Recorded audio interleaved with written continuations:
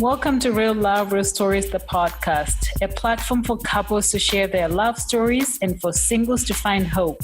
This is Kanu. I am the host. You are listening to episode number 4.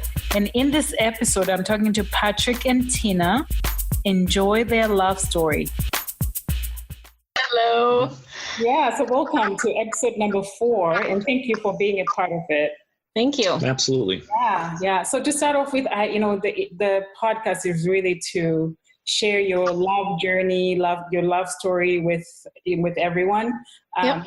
To start off with, do you want to talk about how your love journey began? Do you want to go or do you want me to go? Go ahead. So it's 19 years ago. We're 19 years ago, yeah. So we've been together for 19, married for Almost 16. almost 16, and feels like 50 years. 50 years. Feels like 50 years. Some days 80 years. Some days 80 years, some days just like yesterday. So we kind of, we met unconventionally. Well, it was unconventional 18 years ago. Mm-hmm. Today, people meet online and over the phone all the time. But we started before the days of texting and Facebook and, FaceTiming and all that kind of stuff. And I lived in New York City, mm-hmm. and Patrick lived in Minnesota. And we had met through businesses. He worked for the airlines and I worked for a travel agency. So that was how we came to know each other, but just over the phone and just through business. Okay. You know how you always have those boxes when you move that never get opened and they never get cleaned out? And then one day you're like, oh, what's in this box? And I'm like, oh, it's my work stuff. And oh, look, it's Pat's number. I should see what he's doing. And I did. I called him up. Oh, nice. Like, do you remember me? And he's like, Tina, how you doing? And that's how we got started. We started talking on the phone.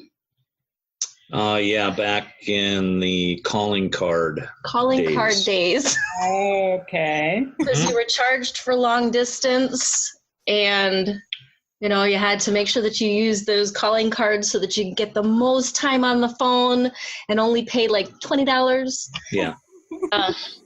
And so then we talked for many months over the phone, and mm-hmm. he said, you should come visit me. You should just come visit the Midwest. And I said, sure, I'll do that. I'll get on a plane and I'll come meet someone I've never seen before. And I did it. Yeah. And my mother was terrified that I was like going to my death. She thought I was like going to go see this crazy person. Right. And that was all she wrote. That was it. Oh, okay. Yeah. So really Patrick, when you gave Tina your phone number, was mm-hmm. it business related, or did you have any hopes that perhaps things could develop into something else? Oh, I knew I had her hooked. I knew once I baited her with that phone number, I knew. Call. You played me? Your plan worked. No, I've always been about connections and meeting new people, making new friends. So that's probably what it initially started out as. But yeah. And I gave her that number specifically. I remember telling her that, it kind of sucks that I won't get to talk to you every day. Yeah. So here's my number and my address, and let's just keep in contact. Yeah. So, yeah. That's not. And had you seen each other's pictures at the time, or not at that time? Not at that time, though. No, we not at that time. We sent each other pictures right before I was supposed to fly to Minnesota to meet him. So he sent me a picture, and I sent him a picture so that I would know who I was looking for. So that was the days when you could meet people at the gate. There was no security check lines that you had to go through. So you could meet people at the gate. Yeah. And so I had to know what the person that was picking me up looked like. Right. Mm-hmm. So, yeah. That's awesome. But you knew that you liked talking to each other. There was that connection before you even... I think we knew we loved each other prior to meeting each other. Yes. That's awesome. Neither one of us said it, though. No. Neither one of us. We kept it very very, we just kind of stayed on either side of that line. And it wasn't until we actually met each other in person that we were kind of like, oh, I have such feelings for you. Yeah. Oh, I love it. So how long was that you were talking before you got to meet in person? Oh, that's got to be 2 or 3 years, I think. Oh, wow. Okay. Well, business and business-wise, and then personal. So when you combine it all, probably 2 to 3 years. Yeah. Because we were talking on the phone. Initially, it was just a business relationship. I handled, accounts that came into the travel agency, and then that was for probably a good 1.5 years, almost 2 years. Yeah. And then once I moved back to Pennsylvania and we started talking personal, that was probably just under a year that we were talking, it was not work related. Right. So we were keeping it very friendship though. Yeah. You must have spent a lot of money in calling cards then, right? Oh, we did. I think the calling cards were a 2-hour limit on the calling cards, and we burned through one a day. No, yeah. Well, towards the end, right before we left, it was one. Yeah, you bought one, and then I bought one, because you would call me, and I would call. It was ridiculous. It was really like I look back now, and I'm just like, oh, my poor mother. Like, I understand why she was so frustrated. But, yeah, because we didn't have cell phones back then. No, there was no cell phones. Well, there were cell phones, but boy, oh boy, they were the big chunky ones that had the one little flippy flap and the big antenna that pulled up, and you couldn't spend more than like a minute on it or you were racking up like $20 or so. Yeah, so there was no way that your mother could check on you to see if you were okay and how things were going. There was no way. I did tell her that I would call her once I got there, and I did, and it was fine. And obviously I was fine. And it's funny now because I have we have children. We have 3 of them. And yeah, I'd imagine what comes out of loving somebody so much that these human beings appear out of nowhere. I know, these human beings. Like, who are these people? That's what you people have to look forward to. Little human beings running around. Well, but our daughter's 15, so if I imagine her even in like 10 years, if she were to just like pick up and go meet some guy she'd never met, I'd be like, oh my gosh. Yeah. And I have to watch what I say because I kind of did that. Yeah. Yeah. So. Right. So yeah. Okay, so you meet up for the first time. You get off the plane and then you meet up for the first time. What was it like when you're actually like, next to each other, and what was the chemistry like? You mean after he actually like let me find him? Oh, so you couldn't find each other? Because I got off the plane and he was hiding. So what? So I get off the plane and I'm all excited about this guy that I'm going to meet, and I just know that like I'm in love with him, and I'm hoping that he's in love with me. And I get off the plane and I'm looking, and there's people, and there's this big tourist group, and I'm trying to look like, where's this guy in this picture? And he's at the next gate watching me look around. Letting her freak out a little bit. He let me freak. So as immediately I'm making a plan. Okay, what do I need to do? I need to find some place to stay, a hotel to stay in Minneapolis so that I can get the next flight out and go home. Oh my God, poor thing. But then he showed his face. So after that little debacle. Oh, that was funny. Oh, I'm sure it was very funny, but I was dying at the moment. So how long were you hiding, Patrick?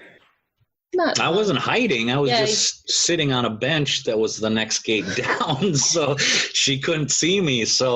And I was just kind of chuckling and laughing to myself, waiting to see if she'd actually find me. And that is his personality. So it's been like almost 20 years of the same thing. Like he does this stuff all the time. So that is his sense of humor there. And it was funny afterwards. Yeah.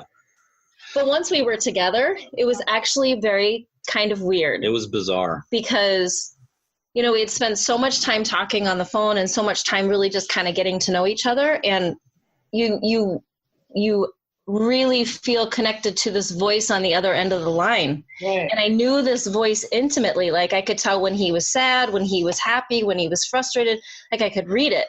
And then to sit there and look at him and hear that voice come out of a stranger's mouth It's bizarre. Was just kind of weird. And at one point, we both looked at each other and we're like, how about we just turn around and talk to each other? So we kind of turned our backs to each other and we were like, does this work better? And he's like, this works better. I'm like, oh boy, this is going to take some getting used to. But it didn't take long. It was all right by the end of the evening, but it was just initially kind of very different. Right, yeah. It was different. Yeah. That's funny. So how long did you stay in Minneapolis when you went to visit the first time? I was just there for the weekend, wasn't I? Thursday through Sunday, I think. Yeah. Flew out on a Thursday and then I came home on a Sunday. And so when you left, and what were you thinking? Are you going to see him again? And Patrick, were you missing her? What was going on there? Well, I think before she even left, we made plans to. Yeah. We already made plans to see each other again. Yeah. Okay. So then it was my turn to fly out east. Yeah. So he came out to Pennsylvania then. And I think it was maybe 2 months later. Yep. Okay. Sounds like you were going back and forth visiting each other. So at what point, Patrick, do you propose? Oh, well, I moved out to Pennsylvania first. Okay. Yeah. And the reason why is because I wanted to date her officially, you know, and I couldn't date her from 1,200 miles away. It's just right. So we did that, and then I moved out there, and I got my own place, got my own job. She helped me find a place out there, and worked out there, and then you proposed the following February. Yeah. And then we got married the following July. Yeah. So 2 to 3 years of talking on the phone. 1 year after meeting, the proposal happened. And then just under a year. Yeah. And then about a year later, year and a half later, February to July. Yeah. Okay. February all the way around to July. So the only thing that happened really quick in our relationship is when I decided to move. Yeah. Oh, gotcha. So from the time she first came out to the time I moved in to Pennsylvania was about 6 months. Yeah. Okay. But then afterwards, it was another 2 years or so before we got married. Yeah. Yeah. And that wasn't really, we just we knew that we were going to be planning the wedding, paying for the wedding, and we were living together. We didn't have any reason. We were just kind of wanting to do it on our own terms. Yeah, and we were paying for it on our own. Yeah, so we just were scraped up saving our money and yeah. That's awesome. So what qualities about each other do you like? Well, she has the most beautiful elbows I've ever seen on a woman. They're impeccable. I go to sleep dreaming about them at night. I wake up thinking about them. I just want to nuzzle my face right into those elbows every single day. Right?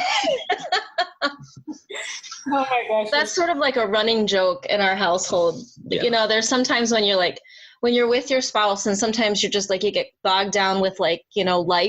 Mm-hmm. And there's sometimes I just look at him, I'm like, I just need I need some love from you and I need some words from you, just tell me something. And he'll always say, you have the most beautiful elbows.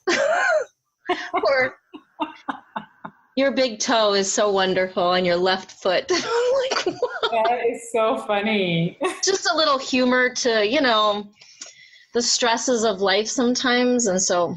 Yeah. You actually remind me of a time when I asked this guy I was dating, I was like, what quality about me do you like? What about me do you like? And he said, I like your hair. And I was like, okay. Okay. What do I do with that? Right. Yeah. I think for me, everything I like about Tina is all internal versus external. Yep. That's what drew me to her. Her outside appearance is, was just a bonus, but, just somebody I was looking to be a friend with, somebody who had the capacity to love and to share and care and be kind and compassionate and, all the things that are internal. So, the external was just extra. Yeah. Yeah. Yeah. And I would say that, you know, like if you're like, what drew me to him initially was his, you know, his compassion and his big heart and the support that he exhibited for myself and for people around him. And 19 years later, it's still the same thing that it just knocks me over sometimes. Like he just, I always say that Patrick loves without rules. He just, you know, everybody's in the pool. You know, if you're a fellow human being, he just loves you just for existing. Oh. And he doesn't come with any of the mistrust or, you know, sometimes we can become jaded because people have, you know, burned bridges with us or hurt us or betrayed us. And he just doesn't have it. So sometimes I'm always like, they're not your friends. He's like, Tina, they're a human being and I just love them. I just love them like they are. And I'm like, that's so awesome. That's a really great check-in for me sometimes, you know? Yeah. What's your secret, Patrick? How do you get to be like that? I need to be like that. I know. I'm lazy. No, I'm lazy. Because it takes more work. It takes more work to not like people and not throw love at people than it does to just do it. Yeah. It does take a lot of effort to be angry and to hold on to, you know, mistrust. Mm-hmm. So yeah. Is that what it is? The key is? I think so. Lazy? I'm just kind of lazy. Yeah. We're going to like write that down. Just be lazy. Just be lazy. Love one another. Just be lazy. Because love flows, right? Yeah. Right. Anything versus love, it's not a flow. It's a resistance. Yeah. So I just kind of let it happen. Yeah. Yeah. Wow. Yeah. That's really awesome. Yeah. So we talked about the qualities you like about each other. What about those little annoyances about each other that, you know? We don't have enough time for that on this podcast, I don't think. You know, my number one pet peeve is those socks. The socks? Socks. He walks out of them, one foot, the other foot, and then leaves them where they are. And I don't know. If that's the worst you get, I'm never going to win it. Pretty damn good. It is pretty good. It is. You're right. Yeah. But socks, that's my biggest pet peeve. Not clothes. Just the socks, huh? You know, he gets the clothes in the laundry basket. The socks never make it. They never make it. Like he takes them off and they land, right? They stay there. See, I don't really see what's wrong with that. I know you don't, except that when it's time to do laundry, they don't get washed. Then they get thrown in the basket. They get thrown in the basket after the laundry is done. And now then they get done for the next time. That's why I have 60 pairs of socks. That is true. He has an ungodly amount of socks. So it used to be that I just was like, well, that's fine. I'm going to leave them on the floor. I won't pick them up. Like, let him be without socks. He just went out and bought more socks. So that's enough. And he can go like 3 weeks without washing socks because he's got a clean pair in the drawer. So I gave up. The socks stay where they are. When he wants them washed, he throws them in the laundry and I don't worry about it. That's awesome. Oh my God, that's funny. What about you, Patrick? Yeah, I don't know that I really have anything with Tina.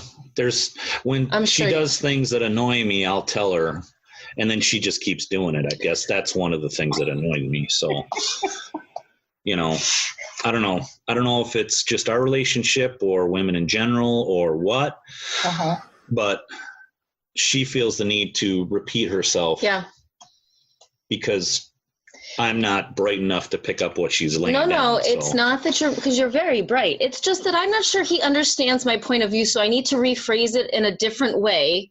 60,000 times. Well, maybe not 60, but at least 10 different times, just so he understands my point. And usually by the third or fourth one, he's like, I got it. And then I'm like, I don't think you do, because if I just explain it to you in this way, right, you'll understand me. It must be working, because 19 years later, you're still together, right? 19, we are still together. Well, you just pick your battles at this point. That's right. Oh my gosh. So I understand that you two work together. We do. We have a life coaching business where we're inner growth coaches, and we deal with a lot of topics like this with relationships and that kind of thing. Self-love and confidence and because a lot of people are suffering. So part of that is to learn how to love yourself so you can give it to others, and and when you learn how to do that, and you can communicate, any relationships possible. So So I mean, it's interesting you say that, because myself as a single person on this journey of love, you know, I've tried it all, from online dating, from being hooked up by friends, from everything. And not until now did I realize that I need to work on myself first before I can actually have room for somebody to come into my life. With that came me relocating from Oregon to Phoenix. And I mean, there's abundance of sunshine that helps too. It's the time that I spend working on me. And it sounds like that's something that you guys work with people as well too. Yeah, because I mean, once you find yourself, then you're going to start attracting the right people to you. Okay. If you feel like crap about yourself, people are going to see that. They're not going to want to be a part of that. So, and Tina doesn't like me using the phrase, but when you're vibrating on a higher level, you start attracting the things that belong to you, that you deserve coming to you. When you're vibrating on a low level, like you're depressed and you're not liking yourself. It really reflects. And then the other thing you will start attracting the crap that comes to you. Well, and then the other side of it too is that if you are always seeking a partner to fill that space in you that's missing, you'll always be left disappointed. You'll always be disappointed. They'll never be able to fill it. You'll always be let down. So you have to start first with you. And then once you do that, then you can find that partner that can meet you where you are and complement you, not complete you. Right. Like you complement each other. You know, you it's work a team together. It's a team. It's a team. It's not you're a whole person all on your own. You need to find another whole person. So you can complement each other. Each other. That's huge. And I wonder if that speaks to the whole idea of, you know, people always say when you start dating like a guy who cheats or something, and every other guy that you date after that is like the same type of guy that has the same sort of, you know, cheating behavior. So I wonder if that's what you were describing, Patrick, about, you know, there's a reason why people keep attracting the same thing. Once you figure out what it is about you that's attracting those people, because it's not about them, it's about you. Once you figured out what it is about you, then you have the capability of making a change and growing in your life. Then you're going to start seeing a full circle come around, where then you're going to start attracting the right people to you. Because you feel worthy, you feel loved, you feel confident, and those types of qualities people want to be around, right? You need to be able to find a partner who can stand side by side with you, and not who can either let you be in the, you know, either you're in the spotlight, he's in the spotlight, you're standing side by side. Neither one of you overshadows the other. But someone who can stand side by side with you and not be intimidated and not intimidate you, you know, because over a long period of time, there's going to be times where you're in the front and he's in the back and he's supporting you. And other times where that might be flip-flopped and you're supporting him, and other times where you're just standing side by side, just doing it together. And it's never, you know, life is multifaceted. So, you know, it might be that in your career, you're in the front and he's supporting, but when it's on the home front, you're side by side, and it's, see what I mean? Talking. See what I mean? She's explaining the same thing to you like 10 different times. See what I mean? Thank you for. Yeah, but she was feeling it, because she was like, see, she understands. Oh, honey, it's okay. Oh my God, you guys are so fun. You know, seriously, I want to do an episode of having a group of single women together. And you as a couple that is making it successful for 19 years. And just looking at you, I can see that you guys complement each other. You know, I would love to have that discussion with some of the women in the same situation I am. Mm-hmm. That would be a lot of fun to do. So that might be a bonus episode coming through, and we can talk about that offline and sort of we can do that. Here, think about this, and this is a very simple way of looking at it. We all wear signs on our forehead, right? And those signs project out. Okay. Some of these signs we don't read because we can't see it. Right. But everybody else is reading it. So that's the impression that you're giving to people. So what's that sign on your forehead saying to everybody? Yeah. And I'm not asking them to tell me. I'm asking you that's wearing that specific sign, what are you telling people? Right. Yeah. Are you telling them I love you? Or are you telling them I absolutely care about you? Or are you telling them that I'm open to new things? I'm adventurous. I'm confident. I'm worthy. What are you telling these people that you're walking by on a daily basis? There's a reason why the term exists, know thyself. Yeah. There's a reason for that, and that comes directly to the core of you. You have to know who you are. Right. You have to love who you are. Right.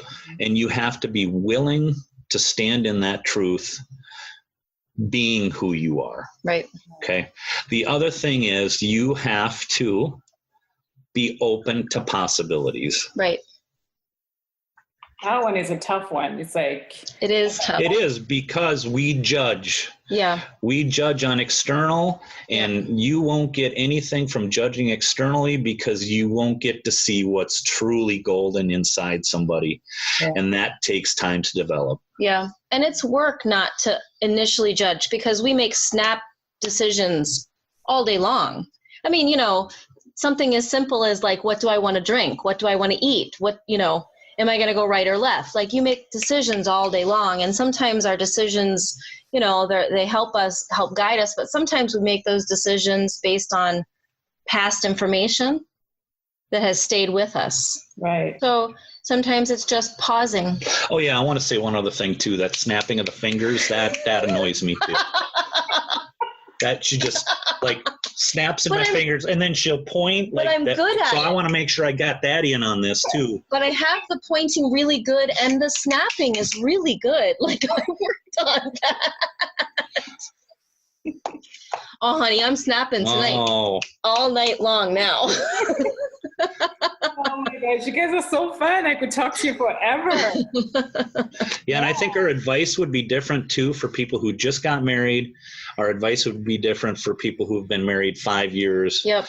Our advice would be different for people who are married 15. Yeah. So it's all a process. Yeah, and I think the other thing too to keep in mind is that, like, you hear 19 years and you're like, wow, you guys are amazing. Yeah. But there were points in our life where we weren't sure we were going to make it. Mm-hmm. And there were times where we questioned whether we really wanted to be with, I loved him, but he couldn't stand me, or he loved me and I just couldn't stand him. And, right. I think the thing to remember is that life has hills and valleys. Absolutely. And it's making a commitment through good times and bad, right. Acknowledging that there will be rough patches. There will be times where you're not on the same page.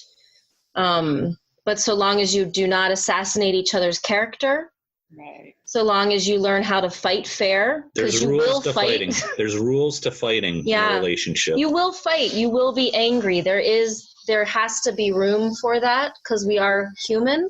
Right. But so long as, you have rules for fighting and you have rules, no assassinating characters. I know I'm repeating myself. See? I am. I'm doing it again. You just keep proving my point. I love this. I love this. I was trying to help you out, baby. I was trying.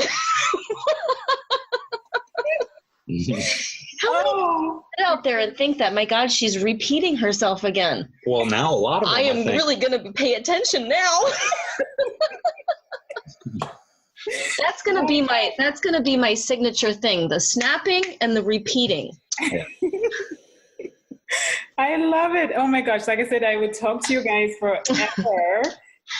But I do want to thank you for taking time to chat with me and sharing your story. Absolutely. It's been a lot of fun. Thank you. Thank you so much for being a part of this. I really appreciate that. Absolutely. Thanks for taking the time with us. Thanks for tuning in to this week's episode. I hope you enjoyed it. Do you have a love story to share? Do you know a couple with a love story? Send me an email at info@realloverealstories.com. And also follow me on Instagram and Facebook under Real Love Real Stories. Till next time.